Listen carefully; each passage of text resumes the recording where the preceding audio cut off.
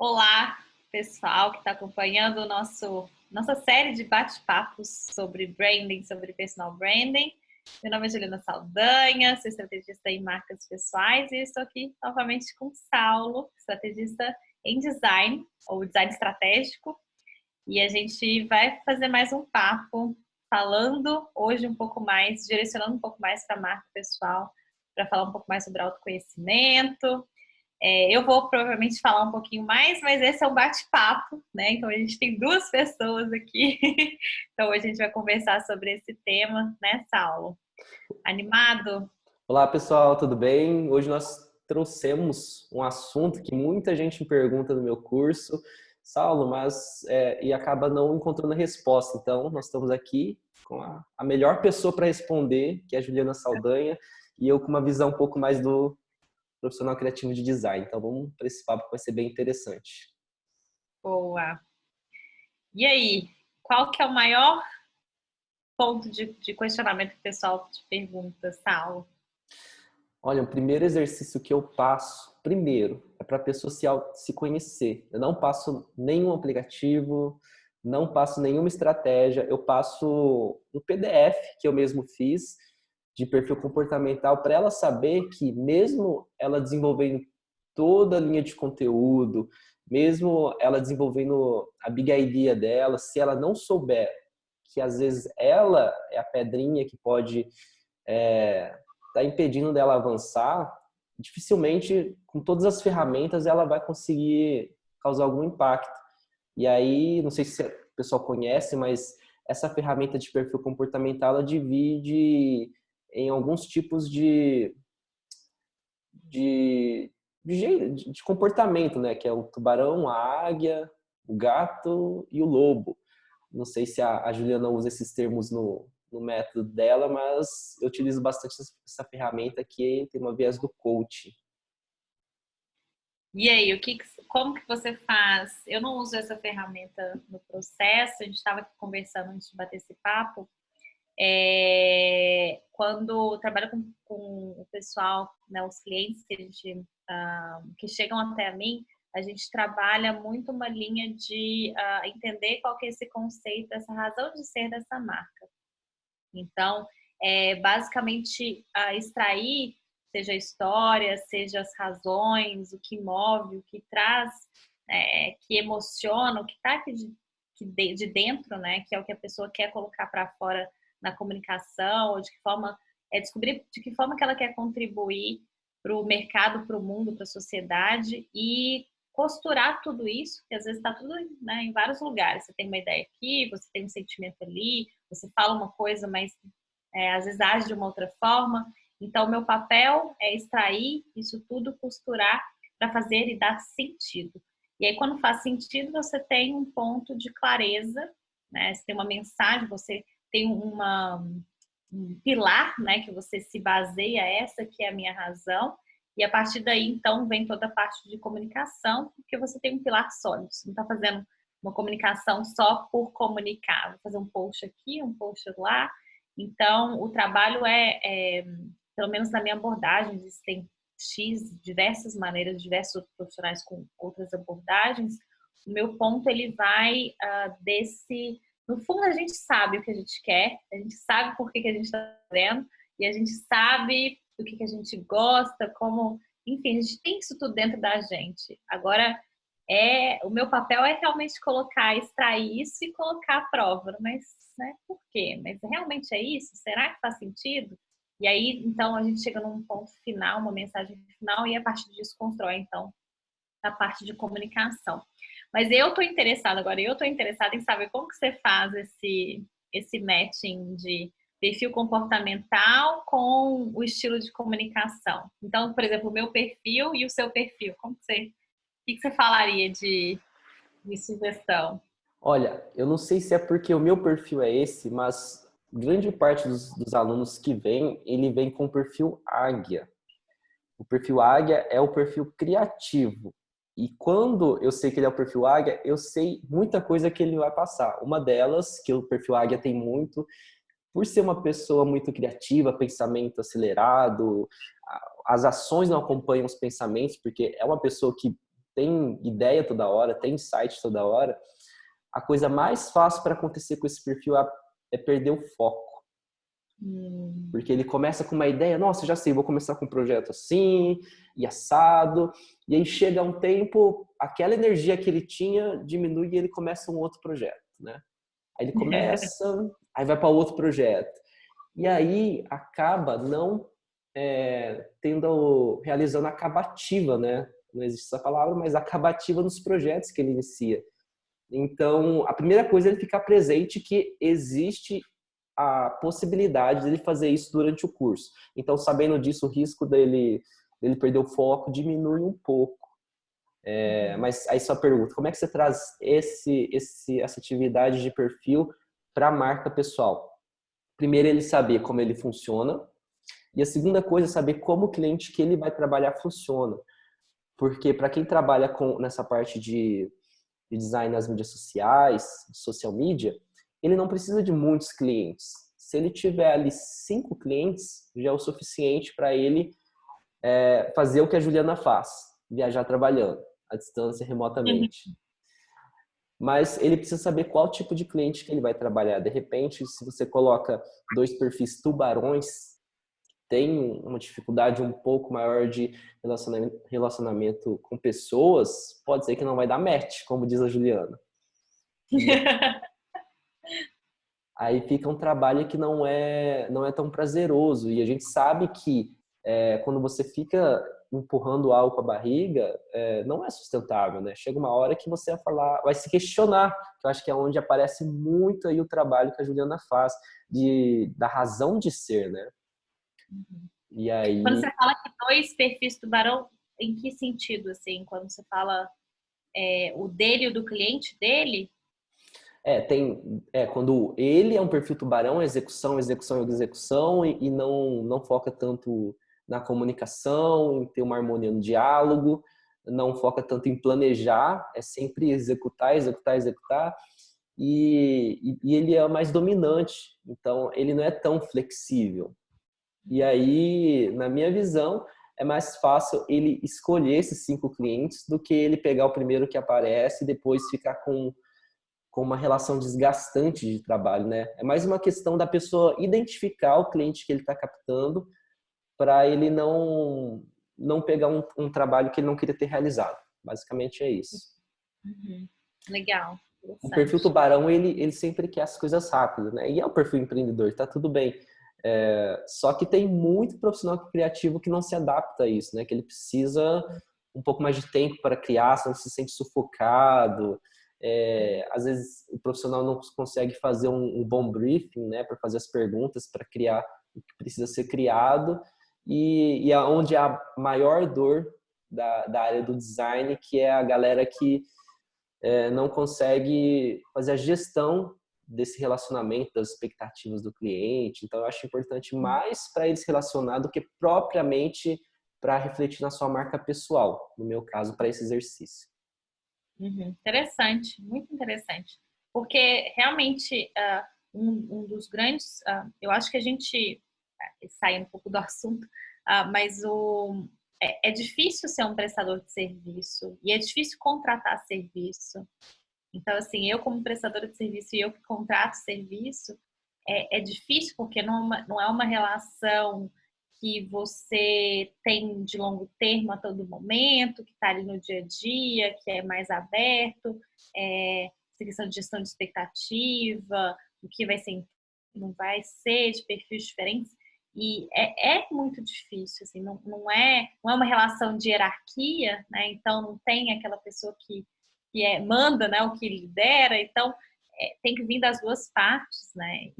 Ou pelo menos de alguma para trazer essa comunicação às claras, né? Porque senão fica aquele elefante. Eu falei do elefante branco, né? Elefante branco na sala, que é aquela coisa tá ali, tá incomodando, tá ocupando espaço, mas eu não sei o que fazer para tirá-lo da sala, porque ninguém acaba falando, né? Então é interessante. Exato, e não sei se você já ouviu, é uma piadinha interna, mas profissional criativo, ele tem um meme que é yes, foi aprovado de primeira, o cliente aprovou de primeira. Já ouviu essa piada? Não, mas eu imagino que seja. mas você já trabalhou com profissionais criativos, você sabe que tem idas e vindas do projeto, né? Super. E o ponto é que, assim, na visão do profissional criativo, ele acha que o problema é o cliente. Ele não consegue, às vezes, enxergar que o ponto falho foi que ele não conhece como o cliente pensa, não sabe como ele é, e também ele nem se conhece, ele não percebeu que as perguntas que ele fez não vai dar certo para aquele tipo de cliente, né?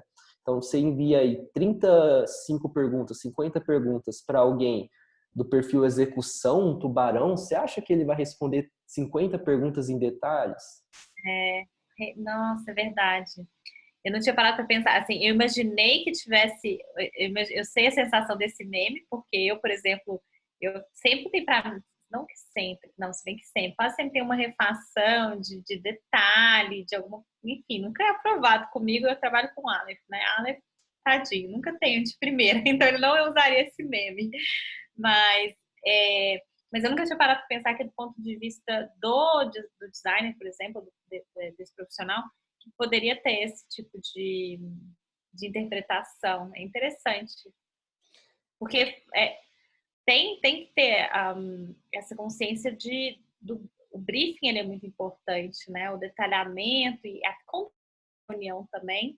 Como ela é feita, ela é feita no WhatsApp, ela é feita num áudio, ela é feita num vídeo, ela é feita num documento que passa junto cada detalhe, porque isso vai, com toda certeza, entendimento de estudo, vai interferir no resultado final, né? Então, às vezes, real, não tinha parado de pensar O meu nisso. briefing hoje, por exemplo, eu não faço ele assim ao vivo, porque é muito mais difícil você conseguir marcar um horário para os 12. Então, geralmente eu mando vários áudios explicando ou um vídeo gravado explicando. E, e aí a pessoa responde no É tempo verdade, dela. como você faz seu briefing hoje? Como que é? Eu envio geralmente as perguntas e faço incrementos com áudios. Então, se tem uma pergunta que eu sei que o cliente não vai entender, eu gravo. Por exemplo, uma pergunta muito simples que é: quem é o seu cliente? Né? E aí eu faço umas perguntas de marketing, só que no começo eu esquecia que ele não sabe o que é a dor do cliente, ele não sabe o que é o sonho, o que é a frustração, que é um termo mais do marketing, né? E aí ele me enviava as respostas assim: meu cliente é assim, até aí ok. E aí na hora das dores e dos sonhos, ele colocava os sonhos dele. Então ele colocava assim: meu sonho é abrir uma clínica pet. Tipo, não era a pessoa que vai contratar ele como veterinário. E aí eu comecei a ver que eu precisava deixar mais mastigadinho e para não ter essa divergência aí. Às vezes eu mandava áudio, às vezes eu pulava essa etapa do briefing, porque eu via que era uma pessoa que não conhecia mesmo o cliente, às vezes estava abrindo pela primeira vez uma clínica e ele nunca teve contato, nunca prestou serviço, só era um funcionário de uma outra empresa e às vezes eu sei que não vale a pena insistir naquela pergunta do briefing. Mas geralmente eu faço em WhatsApp para conseguir arquivar, porque se eu faço uma conversa assim, eu sei que eu vou ter que, às vezes eu posso esquecer, se eu fizer anotação, não vai ser do jeito que o cliente se expressou. Agora, se eu ouço um áudio do cliente, eu ouço ele várias vezes antes de criar, que aí é muito difícil sair do que ele me passou naquele momento, né? Uhum. Interessante, verdade. No meu caso, eu faço tanto, varia também. Às vezes eu faço reunião, quando é uma coisa mais diferente do que a gente está acostumado a fazer. O áudio eu sei que ajuda bastante, eu mando áudio também, porque fica mais fácil. E é isso, basicamente para não. Mas tem que ter um alinhamento muito claro, senão sempre vai ter refação, né? Aí, E é o tipo de enfim. aprendizagem também, né? A gente falou de perfil comportamental, mas se o tipo de aprendizagem daquela pessoa não é textual, não é uma pessoa que se expressa bem pela escrita, você vai matar a pessoa de Não, desprazer.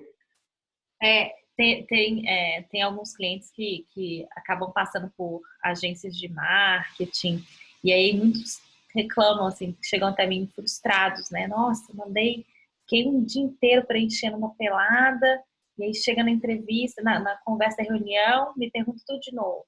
Ou então, tudo que eu escrevi, depois me mandam um e-mail perguntando, ou então não entregaram nada do que eu já tinha escrito.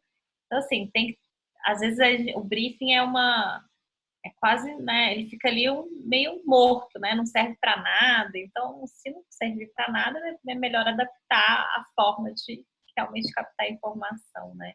É, e, e é e esse é um desafio, eu acho que hoje, da questão da comunicação, porque você tem vários meios, vários canais, e uns gostam, né, de conversar, outros não, outros querem a distância, outros querem a proximidade. Então, até mesmo, né, com amigo, às vezes tem gente que tem amigo, eu acho muito engraçado. Principalmente o pessoal de fora. Se eles entram no WhatsApp, eles mandam, né, você manda um oi, tudo bem, e a pessoa responde, aquele momento ali é para você conversar, não é para você responder, sair, fazer outra coisa. Não, ou ele vai ficar no WhatsApp até a conversa terminar, né? No Brasil, pelo menos, né, a maioria do pessoal, você manda um oi, tudo bem? Responde, já saiu, responde de volta daqui a, né, um dia.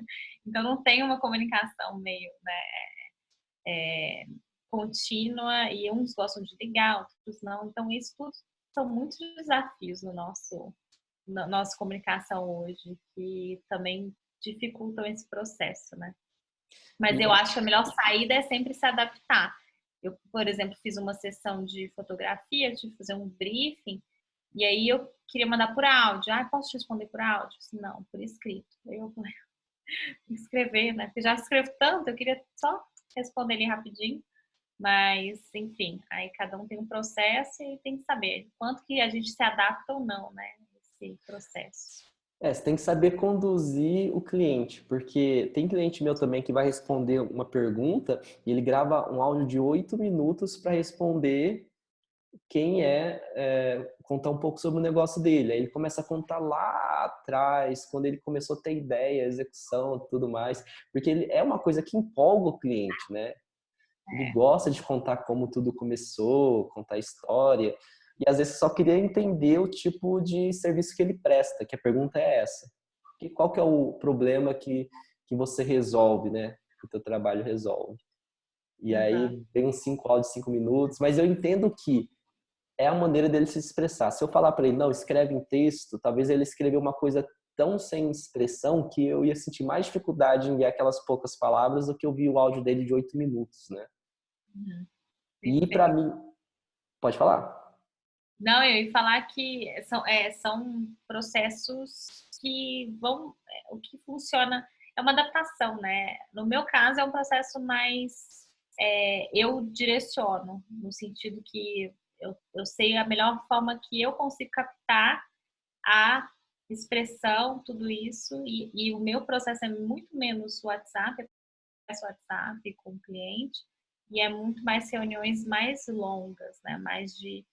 E eu anoto tudo. Então, eu não escuto nada. Então, eu já sei exatamente pegar os pontos principais e depois isso vai para o processo. Porque Então, assim, o seu tipo funciona, de né? aprendizado é o visual. É, isso mesmo. Então, eu preciso fazer essas anotações para enxergar, ver os padrões e colocar, né, tudo no lugar e aí seguir em frente. Você Qual que é o deve, seu tipo de você deve exame? fazer muito esqueminha de mapa mental, certeza. Aqui. Olha só. Olha eu, minhas folhas. Tudo aqui. Realmente. Eu preciso disso daqui, senão não encaixa as ideias nos Olha lá, lugares. são infográficos escrito a caneta Bic. Sim, é o old school, gente. Funciona. Depois é assim. Ah, por um acaso, eu estou fazendo um trabalho fazendo uns vídeos, né? E aí, com o meu designer, ele também faz umas edições ele vai me ajudar com as imagens para as edições. E aí, como que eu vou mandar isso para ele, né? Assim, não nesse aqui, vai ser uma versão mais bonita, mas facilita muito desenhar para que ele possa enxergar cenas, né? Pelo menos assim, eu acho que vai facilitar, né? E aí eu vou, né, descrevendo e colocando as imagens para que ele possa ver a minha linha de raciocínio e criar um visual a partir disso. Funciona? Fala. Funciona. Agora eu tô vendo um outro perfil que eu não sabia que você tinha. Eu sabia que você tinha o gato predominante e agora eu tô vendo o outro perfil. Qual perfil que você tá vendo? O do detalhista, do lobo. Ai, então, eu te falei errado. O meu é mais o lobo do que o gato, viu? Não é, é mais é mais esse lado perfeccionista mesmo. Mas você não passa essa imagem de pessoa metódica, não. Não? Ah, que bom. Eu acho que talvez, uma alta exigência de processos e, e fazer esse aprimoramento, enfim, de metódico. Mas é que bom, enfim, sou uma mistura. Na verdade, meu último teste que eu fiz acho que tem uns 3, 4 anos. E eu até fiquei de refazer, porque mudou, assim, eu mudei muito. Esse processo, eu comecei o personal branding a escrever sobre o assunto tem 4 anos. Comecei a ser consultora tem 3 e tem acho 3 anos e meio, mais ou menos. Uns 4 anos e meio, enfim. Mas a consultoria, você consegue mudar esse perfil ao longo do tempo, de acordo com os desafios e os skills que você coloca em prática, né? Isso que é o que eu faço 100% do dia, penso a respeito disso. Então, mudou muita coisa nessa. Tive que desenvolver muitas outras habilidades. Eu lembro no começo era muito desafiante, porque eu era totalmente pessoas zero analíticas, zero. E aí eu tive que desenvolver isso ao longo do tempo com desafios. Sofri muito, assim, foi bem desafiante, mas, mas sempre, enfim, a gente consegue fazer né, construir esses skills, é tudo, na verdade. A gente pode ser tudo que a gente quiser. Fazer tudo que a Eu gente te dá. revelei o maior ponto de dor da área de quem trabalha com design, que é a aprovação, né? E te falei como eu resolvo essa dor, que é ele se conhecendo quem é o cliente, e através das respostas na apresentação, ele reforçar o que o cliente respondeu. Então, todas as perguntas do briefing, eu recomendo que eles façam pensando já na apresentação. Então, tem uma pergunta lá, o que você quer passar com a sua identidade visual, se estiver criando um projeto de identidade visual. Ação e confiança. O Uhum. que eu vou fazer? Na apresentação, eu resgato a resposta dele, ação e confiança, e eu mostro que, segundo a psicologia das cores, a cor que mais demonstra ação e confiança é o vermelho. Então, é em cima daquilo que a psicologia das cores fala, não é um achismo. Coloquei vermelho porque eu acho que ficou bonitinho e orna com o branco, né? Uma outra cor. Sim, Dessa sim. maneira não tem como bater na trave, porque é o que o cliente quer representar, ele só não sabe como fazer isso visualmente, né? Uhum. E agora vem a pergunta para você. Eu falei da minha área, que é a aprovação de primeira, que é fazer o briefing, como é que eu encaixo o autoconhecimento, né? E você que trabalha com consultoria, tem muitas pessoas que vêm e fazer um curso comigo e que eles trabalham com essa pegada de consultoria também. Qual que é uma das maiores dores, dificuldades e como é que você resolve ela? Compartilha com a gente. Você diz de maneira geral, assim, como processo de consultoria, como consultora, o maior desafio? Que poderia até virar um meme, como no design, que é yes, o cliente aprovou de primeira. O que seria na consultoria? Cara, deixa eu pensar. Tem muito tempo que eu não paro para pensar assim de como que foi essa evolução na consultoria. É uma. No meu caso, talvez a cliente, como é um processo que ele tem uma rotina, ele tem um começo, meio e fim, né? Então, e ele envolve muita provocação também, e sair da zona de conforto, com toda certeza, 100% sair da zona de conforto, mas o grau disso varia de acordo com o estágio que você está com relação à comunicação, ou quando você tem clareza. Então, o cliente não desmarcar, finalizar o projeto nas 6 semanas, então seguindo o cronograma, é um desafio, porque tem muito eu acho que hoje eu não vou fazer, vamos adiar para a semana que vem, vamos fazer amanhã, deixa eu, não tive fazer para pensar nesses pontos aqui. Então, com relação à extensão do projeto, é um desafio, e o quanto que você respeita isso ou você é mais metódico. Então, esse é um ponto que pode ser quando é muito de sensibilidade, é muito de entender o momento que o cliente está passando, ou se e o quanto você pode, às vezes, será que posso te ajudar? Ou então, mesmo sem ele ter feito entrega algum exercício, algum ponto, às vezes você fazer mesmo assim, só para a pessoa poder se expressar e qual que é o momento que ela está passando, ou quais as dificuldades, ou às vezes ela não quer fazer, sentar e fazer, quer fazer na hora, né, com você ali. Então, tem esses processos né, tem essa é a relação humana, isso que você falou, de sentir o perfil do cliente e o quanto que você tem que puxar e o quanto não. Então, eu acho que terminar o projeto no timing que a gente propôs é um dos pontos, assim, como consultora. Então você elogiou agora muito o perfil Lobo, que é o metódico, que é o que segue à risca o que vocês conversam na consultoria. E para você isso é uma... Facilita muito. Facilita muito. Facilita muito. E qual que é o ponto de melhoria do Lobo, do que segue à risca? Vamos ver se você sente a mesma coisa que eu. Do que segue à risca, o ponto de melhoria? Bom, talvez... Deixa eu pensar aqui um exemplo. O Lobo é aquele cara que gosta de planejar, ele ama planejar para saber onde ele vai pisar, conhecer as regras, começo, meio e fim do que vai acontecer.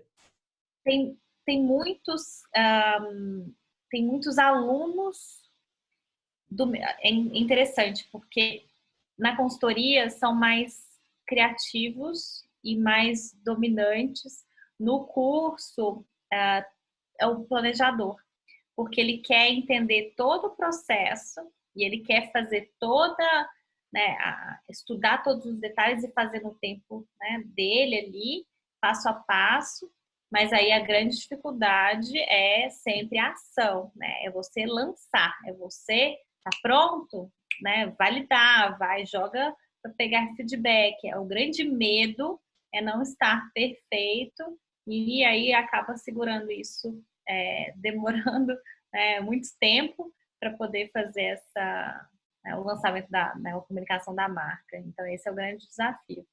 Com certeza, o perfeccionismo, o não agir, o de não estar bom ainda, a insegurança, né?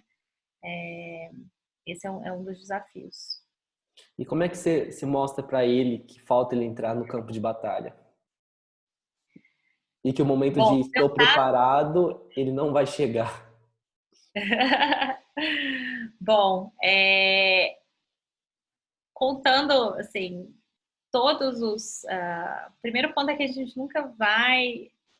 É o que eu passei e talvez todo mundo passa, né? A gente está numa jornada que ela é contínua e infinita, né? Quer dizer, ela é finita, porque a gente morre. Mas essa jornada é justamente o processo dela, principalmente na comunicação de uma marca pessoal, que muitas vezes é o que vai gerar o engajamento, né? É o que eu falo. Eu vim do meio de startup, né? Como eu falei, e aí fazendo um paralelo, uma analogia com a mesma frase. Se você, né, se você não tem vergonha do primeiro post que você fez, é porque você lançou ele tarde demais, né? Que é o produto da startup, né? Se você lançou, né, se você não tem vergonha da sua primeira versão de produto, né, do seu app, do seu site, é que você demorou muito para lançar, já não tem, né, lugar no mercado para essa empresa mais. Então, é realmente mostrando que é esse o processo de todas as marcas, não tem o perfeito, porque quando que vai ter o perfeito? Nunca, né? Então, e é justamente essa evolução que gera também o engajamento, que gera o feedback, é um ponto importante para a sua própria motivação. Os meus clientes, os alunos, eu recebi o meu primeiro, né, a menção, estão compartilhando os meus conteúdos, que é uma das métricas, né, de como que se você pode, em relação à marca pessoal e o engajamento e a reputação, então as pessoas mencionando seu nome, compartilhando, E aí, quando recebem, aí começa, quer fazer mais, né? Mas se não fizer, não vai ter isso, e aí você não tem movimento, você não tem retorno, né? Então, é mostrar que isso é parte do jogo. Inclusive, no meu curso, eu faço muita comparação durante o curso ao lançamento de um app também, a startup. Então, É mesmo? tem uma estratégia aqui no curso que eu chamo de estratégia MVP. É Que mesmo? o objetivo dela não é a pessoa ter cliente, é ela entrar em campo só. Sim. Então, nessa estratégia MVP, a gente faz uma linha editorial de 1 mês em 1 hora. E o objetivo é ela postar durante os 30 dias e não falhar. E eu deixo bem claro, é igual um app, é MVP, é você fazer o mínimo. Eu não vou nem arriscar falar o conceito, porque a Juliana já trabalhou nessa área. Mas, Pode falar. oi? Pode falar. Mas é o mínimo viável. Então, eu falo para eles, ó, o design não é a preocupação principal aqui nessa estratégia.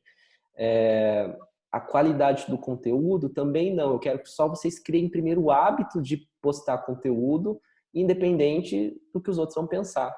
E aí eles vão fazendo e vão... É exatamente esse processo. Eles vão recebendo feedback, pessoas compartilhando, agradecendo nos comentários. Eles vão ficando... Vai criando um combustível para eles darem o próximo passo, né?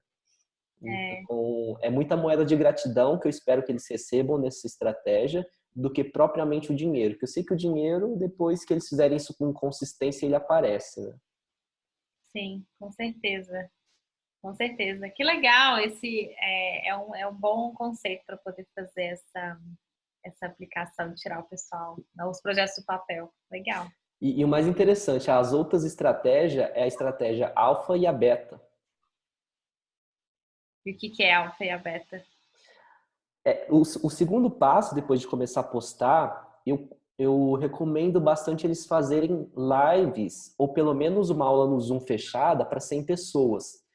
Porque eles fazendo isso, eles conseguem prospectar em maior escala. Ao invés de fazer 1 a 1, que entra um pouco mais numa estratégia beta, na outra estratégia mais aprimorada, eles fazem para vários. Então, as chances deles fecharem 5 clientes em uma aula online, que eu chamo de aula 0800, né? Para mostrar que o intuito dela é ser gratuito, é eles conseguirem gerar um relacionamento e, no final, fazer, entre aspas, o pitch de vendas, que é outro termo que na startup utiliza bastante, né? Só que tudo isso a gente prepara antes, não é tão intuitivo essa parte. E aí eles conseguem clientes dessa maneira, fazendo conteúdo, e aí, a primeiro momento, eles ficam numa atitude mais passiva, que é esperar o cliente mandar mensagem pedindo orçamento.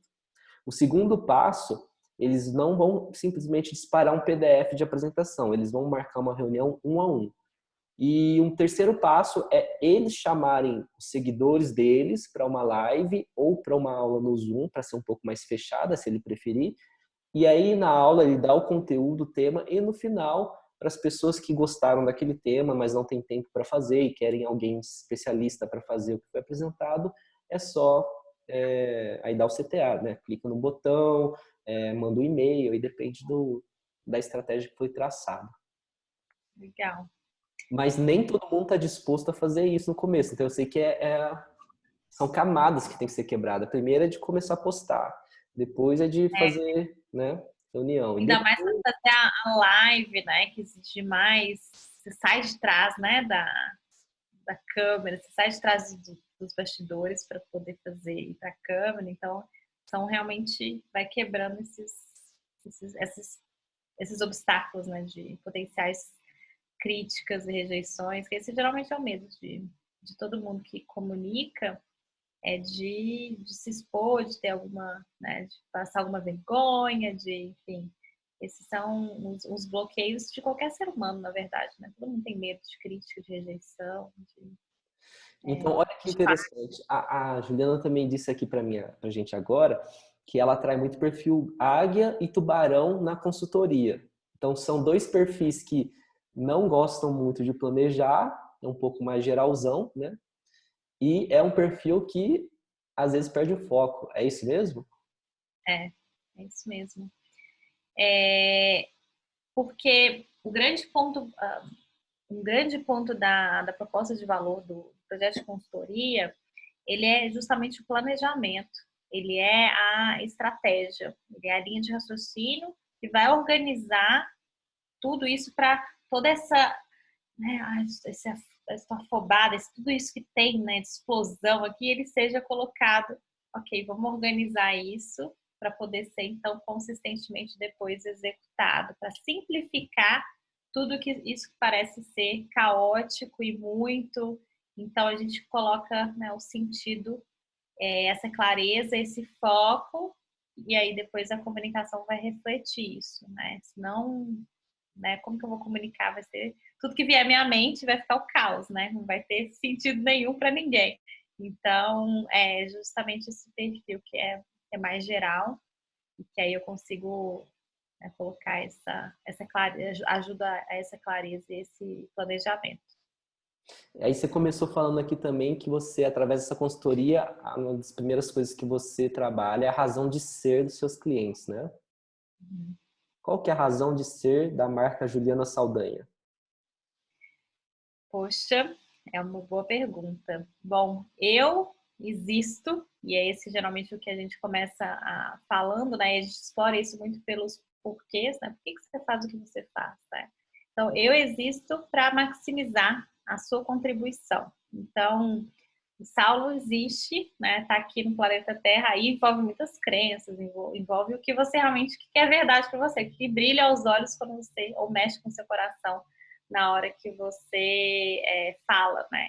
Então, para mim, é maximizar o brilho, né? E, como consequência, maximizar a contribuição né, das marcas pessoais aqui no mundo, né? E aí a gente, um contexto mais específico para que você possa ser reconhecido no seu contexto de atuação, num contexto mais amplo para que você possa se sentir, né, útil para contribuir para a sociedade, num contexto mais amplo para que você possa cumprir sua missão aqui na Terra, né? Então, se você tem essa razão de ser, essa clareza, aí você tem várias ferramentas, você pode fazer por várias profissões, pode fazer por várias atividades, mas existe uma linha de raciocínio. Então, se hoje eu não for mais estrategista de personal branding, a minha razão de ser, ela continua a mesma e eu vou fazer isso de uma outra forma, né? Então, é poderoso nesse sentido de dar essa flexibilidade, de dar essa visão de longo prazo também. Uhum, show de bola. Quando eu comecei, eu eu não usava essa palavra maximizar. Eu sempre gostei muito da palavra legado, que eu acho uma palavra muito bonita. Minha tagline era com essa palavra. E depois, sem ter tanto conhecimento de estratégia de marca, qual marca você vai deixar no mundo. Qual marca você vai deixar no mundo, mais ou menos essa. Que as pessoas geralmente que formam em faculdade, no modelo tradicional, elas têm muito um pensamento, nossa, mas o meu mercado está saturado. Você ouve muito isso? O público esse público não, né, não vai querer comprar. Sempre tem alguns bloqueios, né, de que o externo, algo externo não te deixa fazer, né, o que você tem que fazer. Como se fosse, a crise, é justamente essa percepção de que o externo está controlando o seu destino, né? Escuto isso muito. E aí, como eu vim do branding tradicional, não branding pessoal, eu sei que no branding tradicional a gente estuda muito história da marca, né? Tem os arquétipos e tudo mais. E aí, quando eu comecei a atender mais profissionais liberais, eu fui intuitivamente a adaptar os arquétipos para a marca pessoal, mas tudo isso sem metodologia, que hoje é o que a Juliana faz e faz muito bem, né? A gente estava num papo de arquétipo no último encontro online e se deixar conversa de doida aqui, né, Juliana? Inclusive, depois a gente fechar esse vídeo, a gente vai conversar mais sobre isso, viu? E aí, pensando só em arquétipos, não vou nem usar uma outra ferramenta do branding. Meu, são 12. São 12 para você se inspirar e encontrar ali de qual tribo você faz parte. Então, além de você ter 12 variações de arquétipos, você ainda tem a sua própria história, que é o que constrói a sua marca, que eu acredito que deve ser uma coisa que também é trabalhada na marca pessoal, na metodologia da Juliana. Então, não tem como, por mais que uma pessoa seja da mesma área profissional que a tua, ele ser igual a você. Então, dizer que o mercado está saturado porque tem muitas pessoas pegando um diploma de faculdade, eu acho que é o que a Juliana disse, é muito mais trabalhar uma crença, um estado mental da pessoa, mentalidade, do que propriamente resolver um problema externo. Você concorda com isso? 100%, assim, o pensamento de escassez, ele é um pensamento ligado a como a gente chegou até aqui, né? Ligado à sobrevivência. Então, é muito mais trabalhar o pensamento de abundância, e aí você, seja por meio de uma filosofia budista, ou realmente por uma reprogramação, né? Que você diariamente vai mudar esse seu mindset, essa sua mentalidade, mas é importante porque ela reflete na sua abordagem de vida e também de você seguir acreditando que você tem, né, o que você tem em mãos hoje é importantíssimo, que tem clientes, que sempre vão ter clientes. Isso ajuda muito a também você não ter ansiedade ou a falta de foco, porque você tá, ai, fulano tá fazendo tal coisa, ciclano fez isso, se comparando a todo momento, porque você vai acabar, né? Aquele, parece que é igual aqueles mineradores, né? Vai para tal lugar que tem uma mina de ouro, né? Então todo mundo corre para lá porque, né, tem que ir rápido, vai acabar. Então assim, esse pessoal muito, a gente, muita gente se sente muito afobado, como se, né, amanhã fosse o público já não precisasse mais de design ou da nossa ajuda.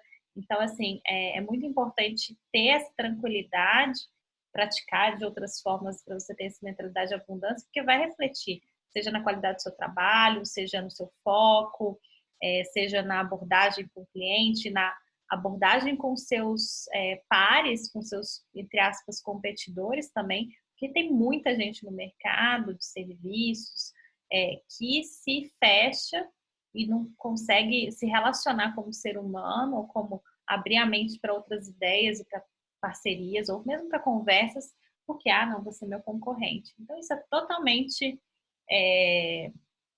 enfim, não faz sentido nenhum, né? Porque realmente, cada marca pessoal, cada um de nós, nós somos únicos. Tem tantas variáveis, tem, como o Saulo falou, história, tem a personalidade, tem a forma como você trabalha, tem o aspecto seu de, né, a sua razão de ser, né, o que você veio fazer aqui, ou, né, o que você gosta, a forma como você gosta de se relacionar, tem muitos fatores que são diferentes, né.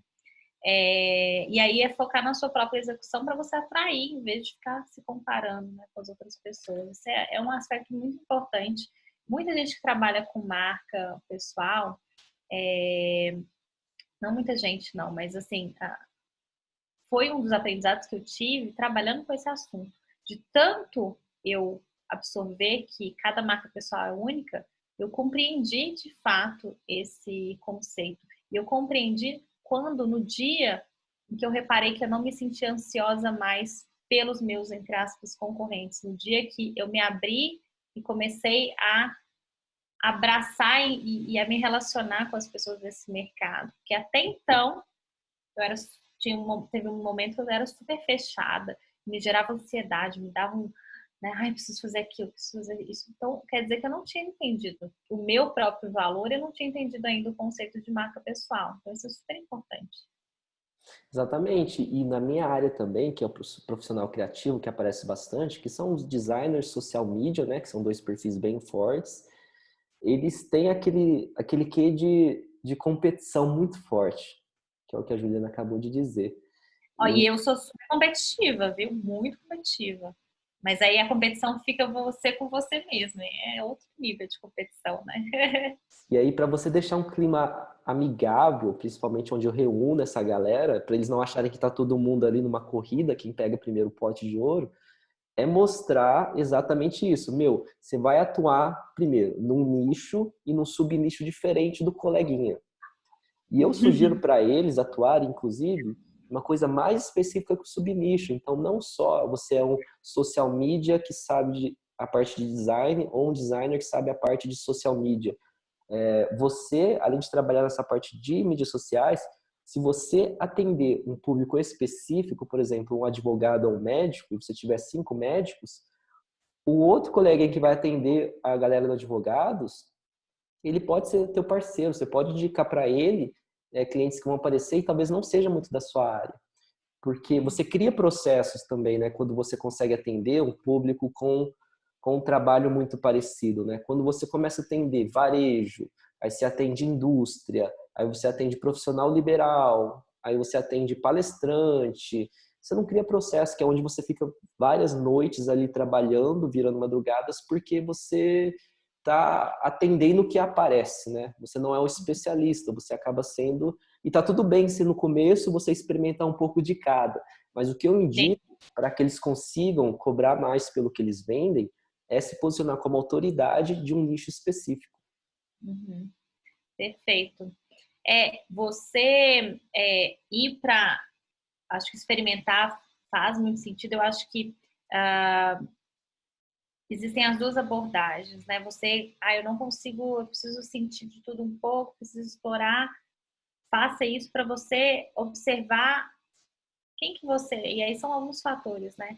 Com quem que você se identifica, talvez a questão pode ter ser o peso financeiro, qual que dá mais retorno financeiro, ou então o fator de quem que tá mais, faz sentido, que eu tô mais conectado, tem mais pessoas na minha rede, por exemplo, quando eu comecei com marca pessoal, empreendedores, como eu estava na área de inovação de startup, o empreendedor era, né, minha área ali de transição passe livre, né? Então era muito, circulava muito nesse meio. Então, se observar esses pontos para escolher o seu nicho, pode, né, esses pontos podem te dar dicas e pistas, pode ser a sua escolha, né, de preferência. E é lembrar, assim, que existem, né, além das categorias de profissão, existem também, ou, né, mais que, claro, demográfico ou de atividade, você também observar a direção que aquela pessoa está indo, né? Então, são pessoas que estão indo de A para B. Então, existe uma jornada específica, independente da profissão, ela está indo e você vai atingir justamente durante essa jornada. Ou então, uma tribo específica, né? São pessoas que têm este comportamento. Então, isso também pode ser uma forma de você nichar baseado no que você realmente... quem que pode ajudar você a cumprir a sua missão, né? Quem que você acredita que vai contribuir mais para esse mercado e você quer ser um catalisador disso. Então, existem alguns fatores que você pode ir observando para selecionar esse nicho de atuação. Inclusive, na live de ontem eu falei sobre isso que você acabou de dizer, a jornada, né? O período que o cliente está.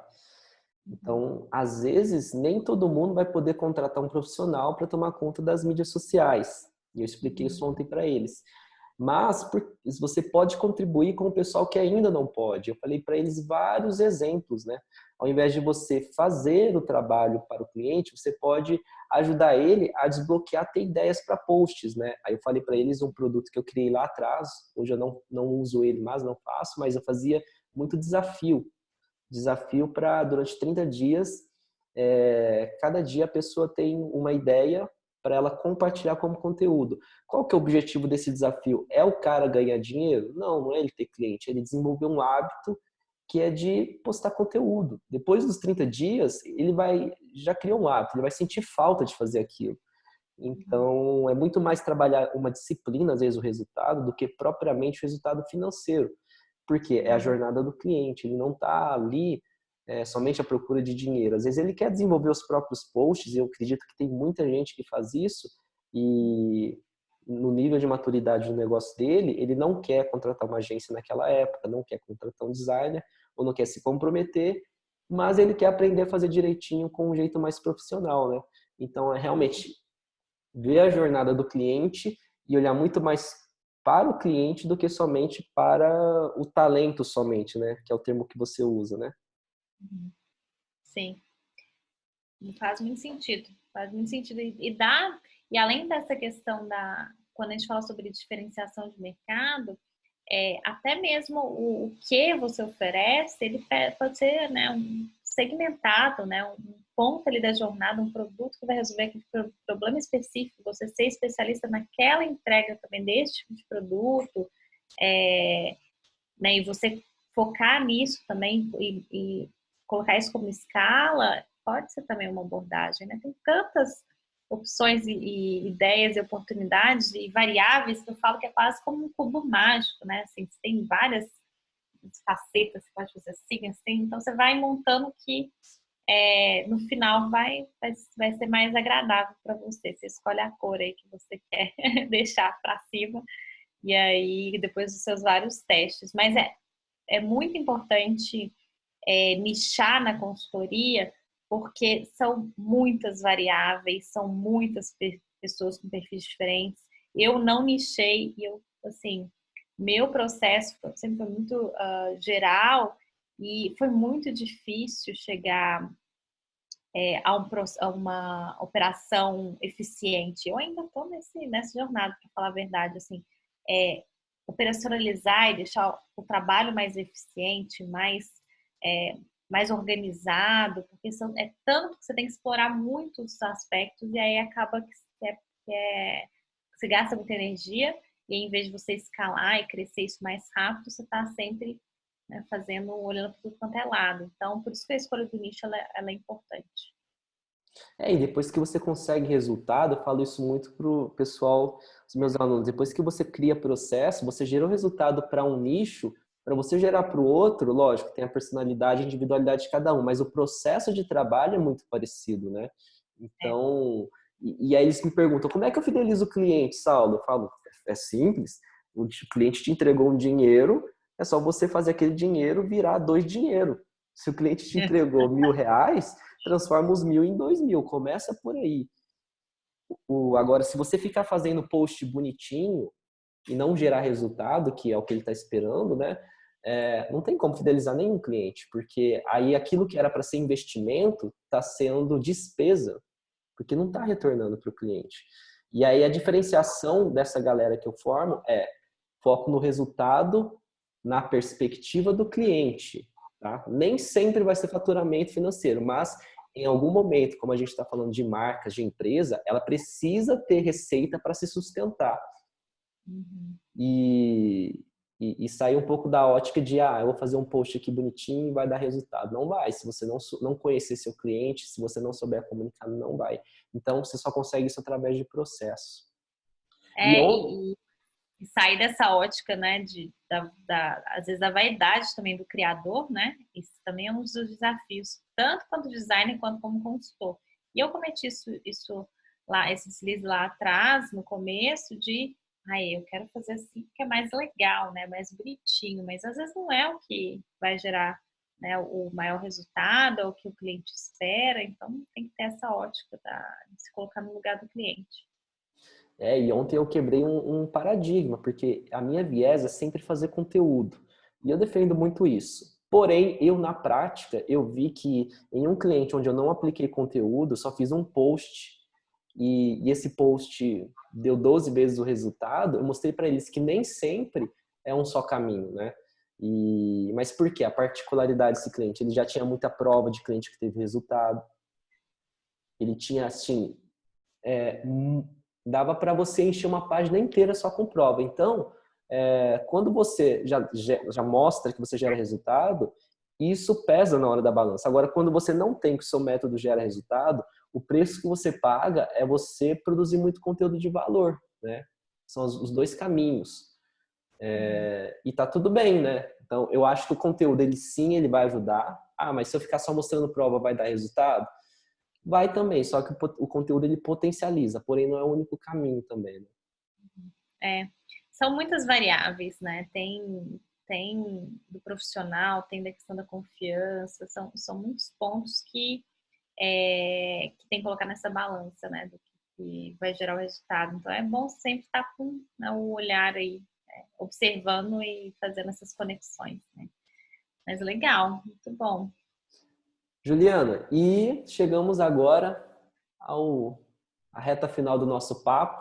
Eu vou puxar um exercício que eu trouxe do primeiro para esse. Como o tema hoje é autoconhecimento, Se você pudesse deixar algum exercício, ferramenta, alguma coisa prática para o pessoal que está nos assistindo, Legal. o que você deixaria hoje para eles já saírem implementando aqui esse encontro hoje sobre autoconhecimento? Legal. Uma das ferramentas que eu gosto bastante, eu comecei a usar lá atrás, e hoje está bem disseminada, e é geralmente aplicado para empresas, é o Círculo Dourado, ou Golden Circle, que é uma ferramenta do Simon Sinek. Depois vocês dão uma digitada aí no Google, no YouTube, que vocês vão achar sobre ele. É bem legal o TED que ele tem. E eu trago isso sempre para a parte do autoconhecimento, que são 3 perguntas básicas que a gente não se faz no dia a dia, geralmente, geralmente a gente responde a primeira camada, que é o que você faz, né? O que você oferece. E aí depois tem as camadas mais internas, né? Como você faz o que você faz? Qual que é o jeitinho seu de fazer o que talvez, né, vários outros profissionais também fazem o que você faz, mas como que é o seu jeito? Tanto de processos como também o que você coloca de você. E aí a última pergunta da última camada é o porquê que você faz o que você faz. Por que você está nessa jornada oferecendo o que você oferece? Por quê?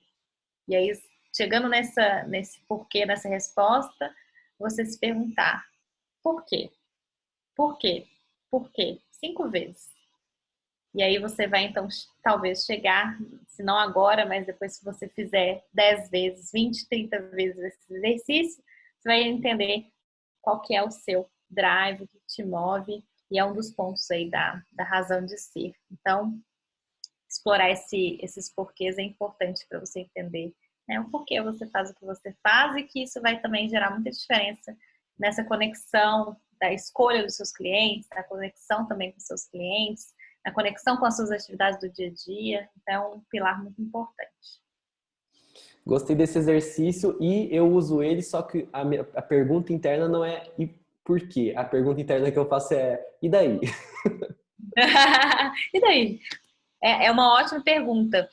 E faz muito sentido. Eu uso essa pergunta lá na parte de comunicação, na hora do conteúdo, porque o cliente, né, o público está sempre perguntando, mas e daí? O que eu tenho a ver com isso? Por que isso é importante para mim? Né? Então, é o olhar do público para somar. Mas e daí? Você publicou isso? O que isso tem a ver? Né? Por que eu vou me importar com isso? Também é uma pergunta super importante. E eu uso o e daí também para quando a pessoa vai vender o serviço dela, porque geralmente ela vende só o descritivo, né? E aí, eu vendo design, tá, mas e daí? Aí vai para a pergunta. E de tanto perguntar e daí, você começa a entender o que realmente você vende, que não é o processo, é o destino. Perfeito. Bom, então a gente tem 2 exercícios que você pode fazer. Não, mas Este meu exercício. exercício não é esse não. Eu vou passar o meu Não? agora. Não. Então passei. O meu exercício, a gente falou esse encontro inteiro sobre perfil comportamental. Eu sei que muita gente deve estar pensando, gente, mas qual que eu sou? Do que eles estão falando? Eu quero saber qual que eu sou, quero entender mais sobre esse universo. Eu tenho um PDF que eu disponibilizo para você fazer o teste. São 25 perguntas, tá? Legal. Eu vou refazer o meu. Você me manda também, viu? Eu vou disponibilizar aqui, deve estar na descrição aqui no YouTube. Só você clicar, fazer o download, preencher com... Investe ali um pouco mais de tempo. Eu ia falar uns 15 minutos, mas faz com mais calma, sem pressa. Faz com uns 20, 25 minutos, que você vai ter ali um bom caminho de o que pode te ajudar como marca e o que pode estar te sabotando de você ir para o próximo nível como marca pessoal. Uhum. Ótimo. Muito bom. Eu vou fazer. O meu Golden Circle já fiz ele umas 50 milhões de vezes durante os últimos anos. Ele já está bem feito. Mas o perfil eu vou refazê-lo. Eu vou checar, então, se eu sou mesmo mais lobo. Tô com umas desconfianças aí. O Saulo já fez uns chutes aí, né, Saulo? Então, façam esse exercício e a gente se encontra no próximo papo. E se você não assistiu o vídeo anterior, tá aí embaixo o link para você assistir o primeiro papo que a gente teve. Foi bem legal também. Show de bola, pessoal. Obrigadão, até a próxima. Tchau, tchau. Obrigada, tchau, até mais.